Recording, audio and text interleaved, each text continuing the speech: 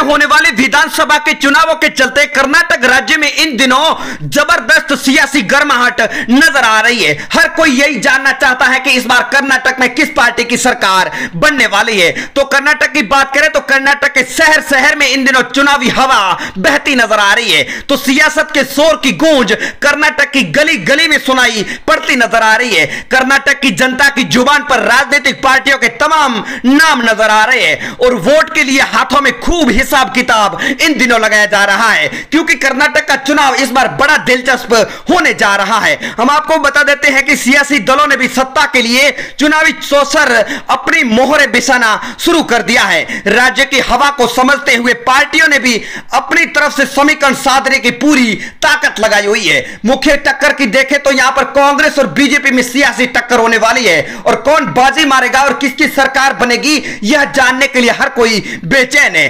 कर्नाटक में भारतीय जनता पार्टी और कांग्रेस जैसी केंद्रीय पार्टियां इस बार अपने अपने दम पर चुनाव लड़ने की तैयारी कर चुकी है। कहने भर को तो कर्नाटक का चुनाव उत्तर भारत से अलग है, मगर यहां का मुकाबला हिंदी पट्टी वाले राज्यों की तरह भारतीय जनता पार्टी बनाम कांग्रेस ही नजर आ रहा है। हालांकि जेडीएस जैसी क्षेत्रीय पार्टियां मौजूदगी में इस चुनाव में जान फूंकती नजर आ रही है। राज्य में कुछ दलों का तो गठजोड़ की भी चर्चा इन दिनों नजर आ रही है। अब कौन सी पार्टी किसके साथ गठबंधन करने जा रही है यह अभी तक तय नहीं हुआ है। अभी तक औपचारिक ऐलान भी कर्नाटक के चुनावों का नहीं हुआ है। हालांकि इस बार कौन कौन सी मुख्य पार्टियां मैदान में उतर रही है और किसके साथ गठबंधन होने वाला है यह भी हम आपको विस्तार से समझा देते हैं। तो आप बने रहे वीडियो के एंड तक और पहली बार चैनल पर विजिट किया है तो करेक्ट न्यूज यूट्यूब चैनल को सब्सक्राइब जरूर कर दे और आप कमेंट के माध्यम से अपनी राय भी जरूर दे। भारतीय जनता पार्टी राज्य में सबसे बड़ी पार्टी मानी जा रही है और मौजूदा में समय में भारतीय जनता पार्टी ही कर्नाटक की सत्ता पर काबिज है। भारतीय जनता पार्टी के लिए कर्नाटक की सत्ता तक पहुंचने का सफर काफी संघर्षपूर्ण रहा है। कर्नाटक में 4 दशक तक राजनीति के इतिहास को अगर देखा जाए तो 2008 में भारतीय जनता पार्टी ने पहली बार यहां पर सरकार बनाई थी। 2008 के विधानसभा के चुनाव में भारतीय जनता पार्टी ने इतिहास रचा था। भारतीय जनता पार्टी ने 110 सीटों पर कब्जा करके बीएस येदियुरप्पा के नेतृत्व वाली सरकार बनाई थी।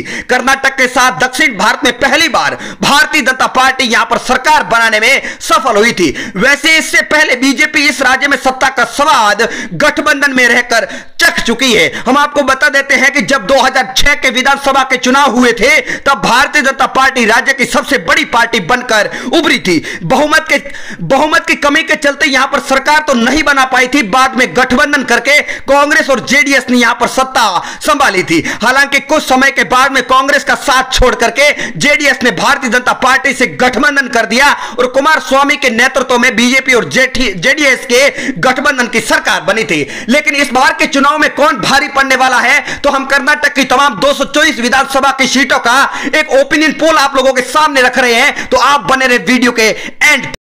तो कर्नाटक का पहला जिला हमारे सामने उडुपी है जहां पर 5 विधानसभा की सीटें हैं। यहां पर कांग्रेस और जेडीएस में सीधी टक्कर हो सकती है। 2 सीटें जेडीएस को मिल रही है, 2 सीटें कांग्रेस पार्टी को मिल रही है। बीजेपी का कमल मात्र 1 सीट पर खिलता बताया जा रहा है। अगले जिले की बात करें तो मैसूर हमारे सामने है जहां पर 11 विधानसभा की सीटों में से जेडीएस को पहले नंबर पर 5 सीटों पर भव्य जीत मिल रही है। कांग्रेस पार्टी को 2 सीटें मिल रही है। बीजेपी का कमल 1 सीट पर खिल सकता है। अगले जिले की बात करें तो मंड्या हमारे सामने जहां पर 7 विधानसभा की सीटों में से जेडीएस प्रचंड जीत हासिल करते हुए 5 सीटों पर कब्जा कर सकती है।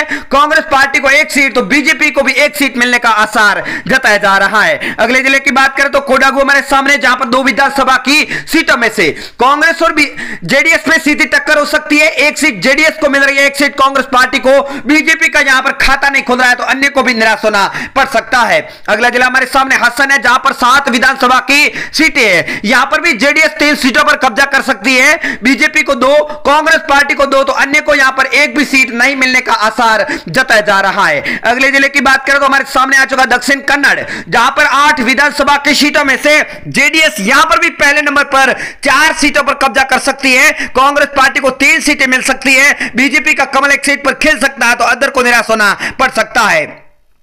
चिकमंगलुरु की बात करें तो यहां पर 5 विधानसभा की सीटों में से जेडीएस को 2, कांग्रेस पार्टी को भी 2, तो बीजेपी का कमल मात्र 1 सीट पर खेल सकता है। अदर पार्टी को यहां पर निराश होना पड़ सकता है। अगले जिले की बात करें चामराजनगर की 4 विधानसभा की सीटों की, तो यहां पर भी जेडीएस पहले नंबर पर ऐतिहासिक जीत दर्ज करते हुए 2 सीटों पर कब्जा कर सकती है। कांग्रेस पार्टी को 1 सीट मिल रही है। कमल बीजेपी का 1 सीट पर खेल सकता है। अगला जिला हमारे सामने आ चुका बेलगाम, जहां पर 18 विधानसभा की सीटों में से कांग्रेस पार्टी को 8 सीटें मिल रही है, बीजेपी को 7 सीटें मिल सकती है। जेडीएस के खाते में 2, तो अदर को 1 सीट जाने का अनुमान जताया जा रहा है। अगले जिले की बात करें तो बेल्लारी हमारे सामने, जहां पर 9 विधानसभा की सीटों में से कांग्रेस पार्टी पहले नंबर पर 4 सीटों पर कब्जा कर सकती है, तो बीजेपी का कमल 3 सीटों पर खेल सकता है। जेडीएस के खाते में 2, अदर का खाता नहीं खुलता हुआ बताया जा रहा है। बिदर की बात करें तो यहां पर 6 विधानसभा की सीटों में से बीजेपी को 3, कांग्रेस पार्टी के खाते में 2, जेडीएस को 1 सीट मिल रही है, तो अदर का खाता नहीं खुलता हुआ बताया जा रहा है।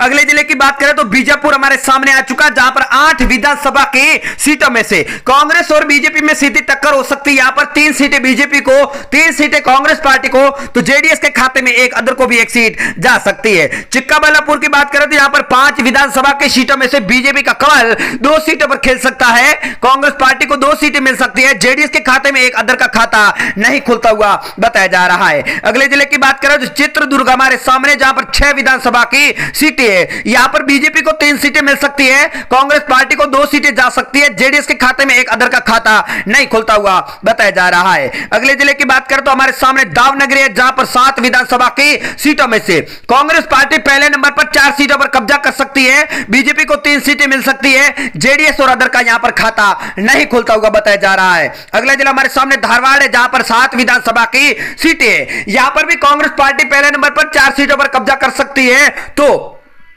बीजेपी का कमल 3 सीटों पर खेल सकता है। जेडीएस का खाता नहीं खुल रहा, तो अदर को भी निराश होना पड़ सकता है। गदग की 4 विधानसभा की सीटों में से कांग्रेस पार्टी पहले नंबर पर 2 सीटों पर कब्जा कर रही है, तो बीजेपी के खाते में 1 सीट जा रही है। जेडीएस को भी 1 सीट मिल रही है, अदर को निराश होना पड़ सकता है। अगले जिले की बात करें तो हमारे सामने गुलबर्ग है, जहां पर 9 विधानसभा की सीटों में से कांग्रेस पार्टी को 4, जेडीएस को 2, बीजेपी को 1 सीट जा रही है, अदर का खाता नहीं खुल रहा है। साथियों, आप कर्नाटक के कौन से जिले से वीडियो देख रहे हैं, अपने जिले का नाम कमेंट के माध्यम से हमें जरूर बताएं। हावेरी की बात करें तो 6 विधानसभा की सीटों में से कांग्रेस को 2, बीजेपी को 3, जेडीएस के खाते में 1, तो अदर का खाता नहीं खुलता हुआ बताया जा रहा हावेरी जिले के अंदर। अगले जिले की बात करें तो हमारे सामने आ चुका है कोलार, जहां पर 6 विधानसभा की सीटें है। बीजेपी को 4 सीटें मिल रही है, कांग्रेस पार्टी को 2, जेडीएस और अदर पार्टी का यहां पर खाता नहीं खुलता हुआ बताया जा रहा है। अगला जिला हमारे सामने साथियों आ चुका है रायचूर, जहां पर 7 विधानसभा की सीटें है।